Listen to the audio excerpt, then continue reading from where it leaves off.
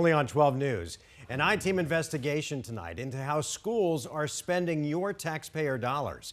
Never before have Arizona schools received so much money at once from the federal government. The COVID relief funds are meant to help students close learning gaps. Joe Dana explains how schools are spending it.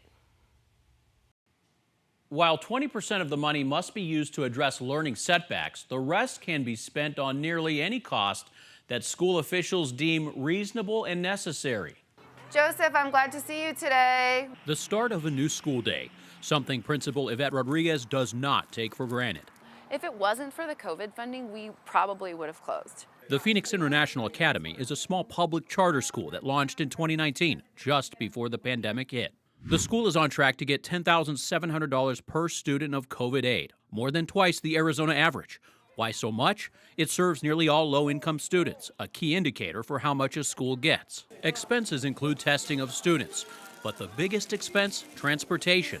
More than 95% of our students are transported by us to the school. That cost doubled during the pandemic. A fleet of vans replaced 2 school buses because the school makes social distancing a priority. An analysis of how schools spend COVID funds shows every charter and district is unique, depending on what they consider important.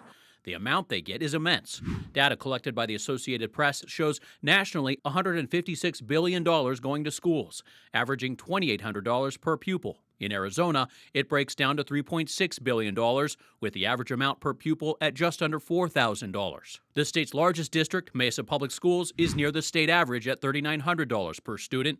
Where's that money going? The district's largest expenditure is $75 million on air quality improvements. Millions more are going to summer school. And there's a $3 million investment in music programs. Part of ESSER is you reach out to your stakeholders and say what's important to you. Loud and clear, we heard from them that music was really high on their list. With so much money flowing to schools, how do we know it won't be misspent? Allegations of fraud by school employees are not uncommon. But it's a moral and ethical responsibility to make the best use of these resources. Mark Jornstad represents school leaders around the state. He says there's a built-in system to prevent fraud with COVID funds. In addition, there's extensive reporting to the federal government and to the Arizona Department of Education. As for Rodriguez, she says she welcomes the scrutiny at her school. It has been our #1 goal to have our students in school learning in a safe way this entire time. And it is incredibly costly to do so.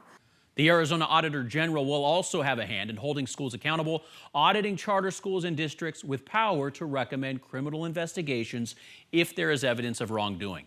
If you believe school COVID money is being misspent, contact the I-team and tell us your story. Joe Dana, 12 News. All right, Joe, thanks.